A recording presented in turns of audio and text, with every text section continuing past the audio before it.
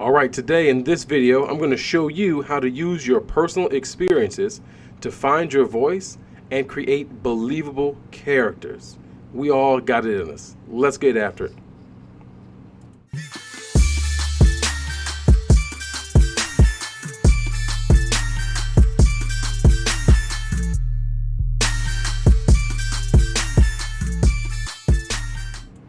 Alrighty, so here we are. There's a video I did earlier called Alchemy of the Moment, where we took basically any moment in your life, your day, even the mundane, boring ones, and we turned that into a story seed. We turned it into something that you could use to create characters, to tell stories, to move your plot along. Today we're going to do part 2 of that. And this is really about how do you take and find your own social location and use your experiences to enrich your story. And this also is a check against sort of that tokenism or the stereotypical stealing of someone else's, stealing of people's really story, right? Just trying to make sure you're staying in your lane. All right, so here's what we're going to do. I call this my social location locator, right? So similar to what we had before when we talked about a moment in the first video. Again, we're going to start with a moment. And the reason why you see this circle with moment is that each one of these bubbles represents a person, okay? And in any moment where you have two people interacting, two or more people interacting, no one person owns the entire moment, right? Everyone has a piece of that. They play a role in that. So even the person who's kind of initiating the action, as you can see, owns a large portion of that moment. But there are other parts for other people to be to own, to be a part of, what have you. So let's just look at these real quick, and we'll start with the larger circle here, the instigator or the owner. So you have a moment, and that moment may not be an action, but it's like where the action is taking place. And so you have someone who is going to be the instigator or owner of that moment. They're the ones who are kind of driving the plot, driving the action. You're going to have somebody who is the receiver of that action, somebody who is whatever the action is, or are they aiding, are they in the way, what have you. Then you might have somebody who's a bystander, and then you have a witness. Now, each one of these cases, you have people, as you can tell with the size of the circles, what I'm trying to communicate is that people are closer and more involved in the moment. So the more involved you are in the moment, the more you are involved in the action, the reason why that this moment is moving forward, the bigger your circle, and the more emotional material you'll have to tell your story. Right, so let's look at this, because what you want to do is, and I have a sheet that we made where we can kind of write in here, but I want you to understand which one of these, each one of these circles and what they represent. So you have your witness. This is a person who is not connected to the moment at all. They just saw it, right? They were there at the right time at the right moment, and they witnessed something, or they heard about it, right? They heard about, oh, this thing happened. And okay, you're like, wow, but you're not actually connected to the moment. A bystander is a witness who's just a little bit closer. So a bystander was maybe not connected to the moment. So let's say the witness is somebody who read about something in the news, they saw a YouTube video on it. The bystander was somebody who wasn't connected to the moment really, but they were involved because they were there when the moment was taking place. So they can be as close or far into that circle as you need them to, but they're not really integral to the movement of this moment. If they are there or not there, the moment's typically going to be the same. The receiver and the instigator, however, are very integral, right? These two components don't exist. This moment doesn't exist without these two parts. And so the receiver is going to be somebody who, like the word says, is receiving whatever the action is, and the instigator is the person who's doing it. And what you want to do is look at this and determine, where is your character located, right? Where's your character located? Now, I always recommend that you locate your character in a bubble that represents where you are in this moment, in this social location, right? So let's explore it a little bit further. Let's write some things down. So I went to YouTube to look to see what was some recent news that was happening. And there are lots of things that are happening that were being reported on YouTube on my feed, but I wanted to take something that wasn't super controversial or highly emotional, although I think anything that is relevant probably has some emotion to it. But in order to be respectful, I'm not trying to use things that were inflammatory. That's what I'm trying to say. So one of the stories that were on there was really about how we had Russian tech workers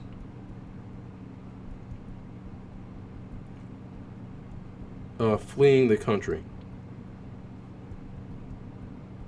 So let's use this as our moment, right? At the time that I'm making this video, Russia and Ukraine are at war. Won't go into the history of that. You can look that up if you don't know what's happening. But I'm assuming that you do. So Russian tech workers are fleeing Russia. This was something I saw in the Wall Street Journal. Excuse me, a video on the Wall Street Journal's channel, right? And I didn't watch the video. I was just looking to pull some things from there. So if I'm not quoting anything they said. This is just me looking at a headline and using that as a moment. So if I'm saying anything, these are my guesses. This is not what the Wall Street Journal is reporting on.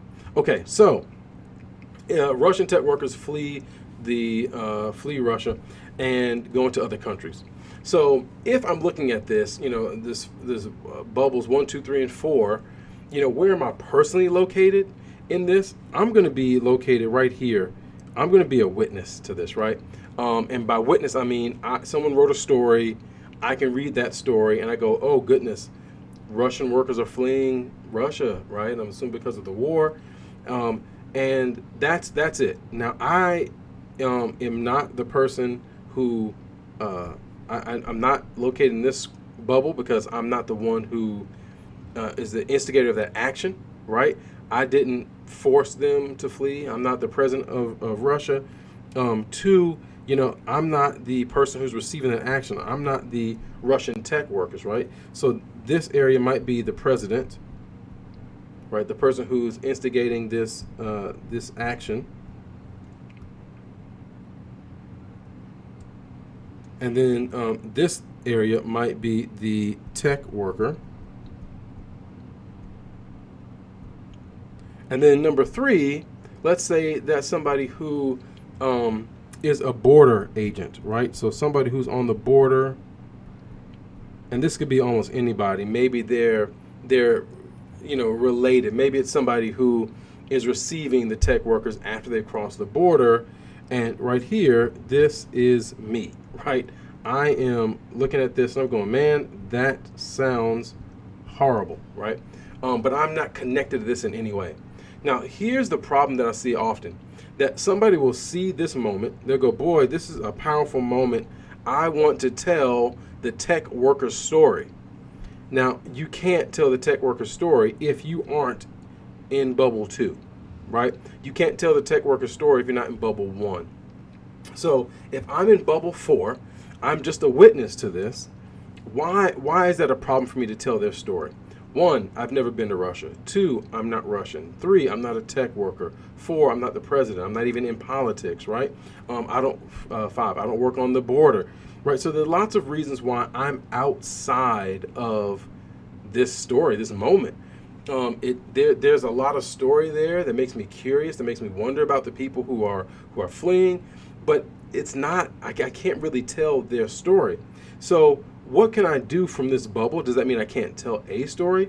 No, I think what I would do is I would put the character location in bubble 4, right? And so what I would do is my main character, if I was going to tell a story about Russian tech workers fleeing Russia, I'm not going to pretend like my main character is the president or the tech worker or a border agent, right? Because I don't know enough about any one of those things because I'm not a part of that moment. What I can do, though, is center a character here, right? Now, how would I get to be a part of this story? Well, maybe I have a tech worker who comes and I'm in a country where they flee to, right? Maybe I am somebody that this tech worker has to now relocate, and perhaps because I don't know anything about tech, right, other than I like using technology, maybe what I do is I locate this character, number 2, in bubble 4, right? So I bring the tech worker to me, and all the research I'm going to do about Russia, about the tech workers, why they're fleeing, what's happening, then I can use that. I can kind of scatter that into the story, but the story is really about this tech worker coming into my world, and the character that I'm creating is the point of view character, right?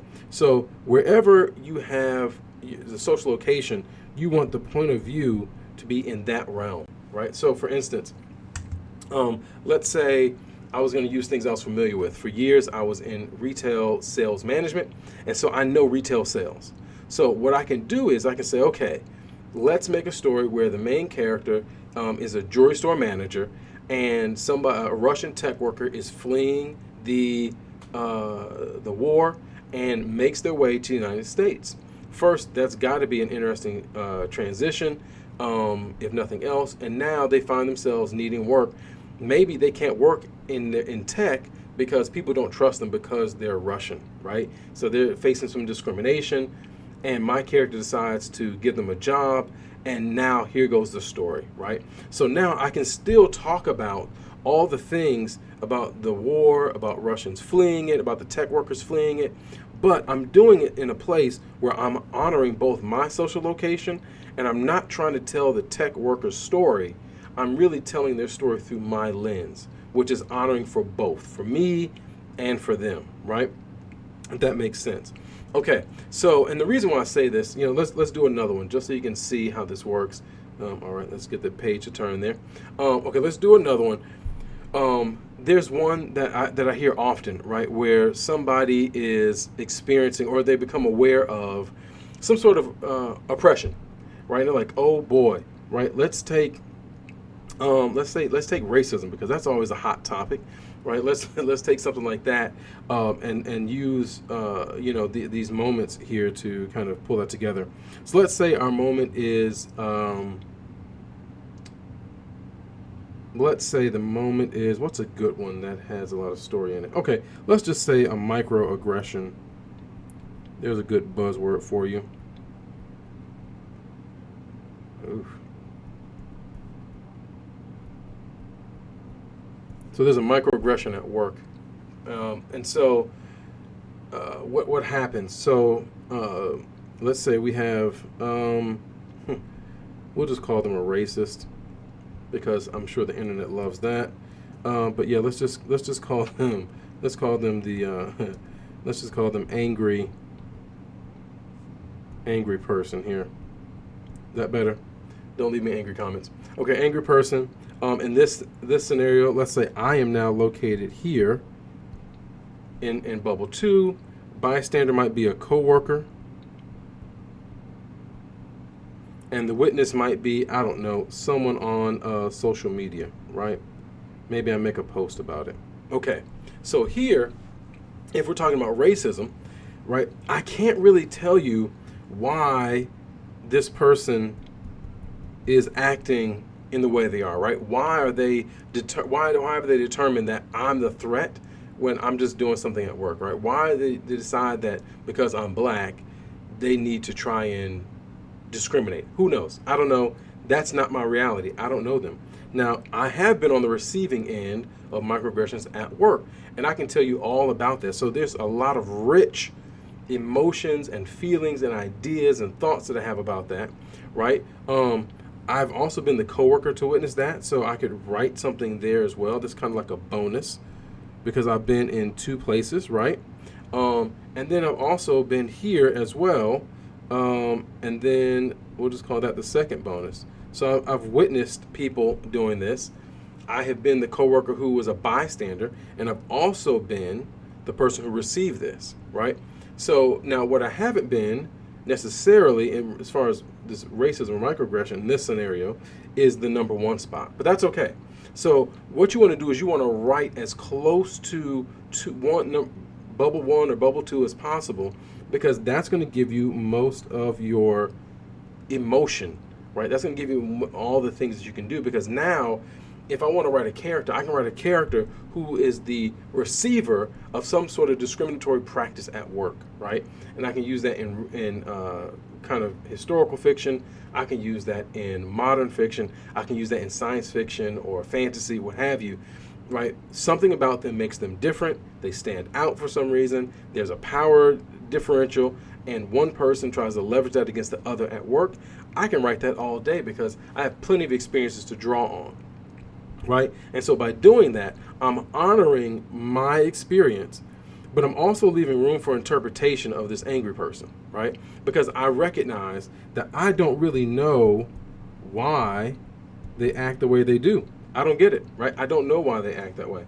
So because of that, I understand that I am witnessing their actions, but I'm not really close to their motivations. I'm not really that close to understanding how they function, right? And so I'm going to write that character with that ignorance in mind. And I think that's the magic to this whole scenario, is that by using the social location locator, that's a tongue twister, you can find out where you are located, so you can locate your character in a place where you have the richest supply of emotional fodder to throw into the story. And then you can also recognize where you don't have a lot of emotional fodder, right? Because you leave room for the reader to interpret, or the reader to bring in things that they can bring to the story. But you also get a chance to really dive into the unknowns, because sometimes what you know can be powerful, but what you don't know can also be powerful. And as long as your character is real, I would say realistic about their limitations, or at least you present them in a way that's realistic about their limitations, you get interesting story from that, right? So to review, let's go back to the very beginning. So really what you want to do is use this to think about in any moment that you want to replicate, any moment that you want to say, man, this moment stirred my soul so much, I want to write about this. I want to build a story around this moment. You need to figure out where you are located in that moment, right? Are you the one who is the owner of that? Are you the receiver?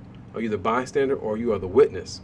And then when you figure that out, locate your character in that space and write from that point of view. If you do that, then what you get is you create a niche representation of whatever that moment is. Because really, you think about any story that you have and think about somebody's point of view from that point, from that vantage point, and there's got to be story there, right? So I don't care what your ethnicity, your age, I don't care what your education level is. None of that matters. Everybody has the ability to tell a story from their own point of view. And this hopefully will help you to do that in a way that's meaningful and that also is helpful and good. So anyhow, that's all I got for today. So hopefully, I hope that will work. And now go write. Take care. Until next video. See you then.